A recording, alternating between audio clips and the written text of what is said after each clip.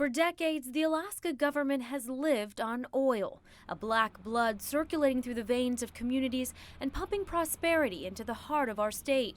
It's the wave that we've ridden up and down, but the price of oil is pulling revenue under. Reports show oil will bring in $300 million less than expected next year, just over $1 billion to fill a budget that's closer to $5 billion. So when there's a shortage in the lifeline, how do you survive? Is that we have reached a point in our state's history that we need to be looking sort of beyond oil a bit. Lawmakers and the governor are turning to the reserves. And so the first thing we do is use our sovereign wealth. What is the wealth of the state of Alaska?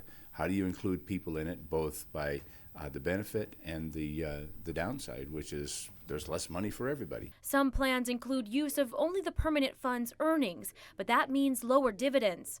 I do think a fundamental question for Alaskans in particular is, what is the permanent fund for? Cliff Grow helped shape the dividend program back in 1982, a novel idea at the time that's now sparked a uniquely Alaskan conversation. I did not understand back in 1982 when I was working on this legislation and helping create the program, how important permanent fund dividends would come to be for some families, particularly in rural Alaska and among some lower income families. Alaska's in a very different economic situation today than it was in the early 80s, but many of the conversations about the permanent fund are echoed here in the halls today. You've got to remove the money, put it behind a rope where you cannot utilize it for flamboyant expenditures. That's why government grows so fantastically, and why the public, as I say, have bought so much of it. We sold it to them too cheaply.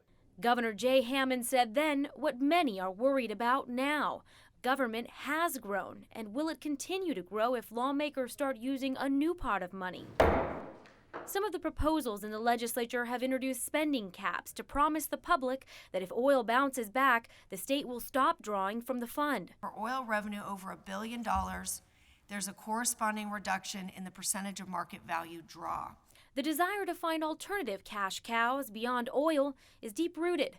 Revenue Commissioner Tom Williams warned of placing too much faith in the oil industry back in 1980. We need to develop the non-petroleum activities of this state, and we must use the wealth that we have today and tomorrow to make sure that we have the wherewithal for our children.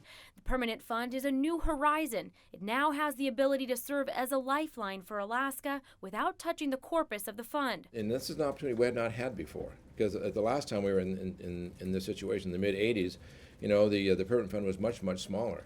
So now we can look at using it a bit differently. So.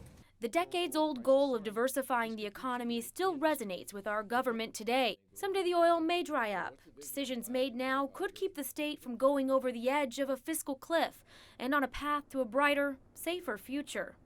Reporting for Frontiers, Liz Raines, KTVA 11 News.